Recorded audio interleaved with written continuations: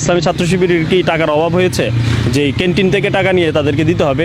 সংসদের নির্বাচিত প্রতিনিধি হিসাবে, শিক্ষার্থীদের ম্যান্ডেট পেয়ে আসা প্রতিনিধি হিসাবে আমাদের প্রধান দায়িত্ব হলো আমাদের খাবারের সমস্যাটা সমাধান করা।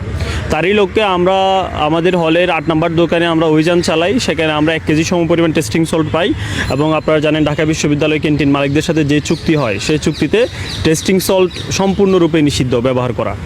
তো তার পরবর্তীতে আমরা সেই টেস্টিং সল্টগুলো জব্দ করি এবং আমরা হল প্রশাসনকে আমরা অনুরোধ করি যেন 3000 টাকা সম পরিমাণ জরিমানা তারা আদায় করে। এখানে আসলে হল সংসদ অথবা ছাত্র প্রতিনিধিরা কেউ কোনো জরিমানা আদায় করেননি। তারা হল সংসদকে, তারা হল প্রশাসনকে হল সংসদের পক্ষ থেকে অনুরোধ করা হয়েছে, আমরা জাস্ট অনুরোধ করেছি, এটাকে আমরা নেইনি।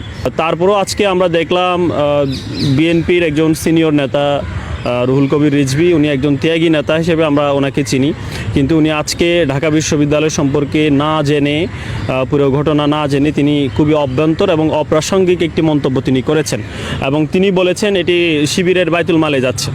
তো আমি স্পেসিফিকভাবে বলতে চাই, একজন এত বড় নেতা একটা দলের এত বড় একটা পর্যায়ে থেকে যদি এ ধরনের অভ্যন্তর অপ্রাসঙ্গিক মন্তব্য করেন, তাহলে আসলে আরও নিচে যারা আছেন তারা আসলে কিভাবে মন্তব্য করবেন সেটা আমার প্রশ্ন থাকলো। এবং আরও অ্যাড করতে চাই, সেটি হলো তারা বারবার ইসলামী ছাত্র শিবিরকে সামনে নিয়ে আসছে। তো আমি বলতে চাই, ইসলামী ছাত্র শিবিরের কি টাকার অভাব হয়েছে?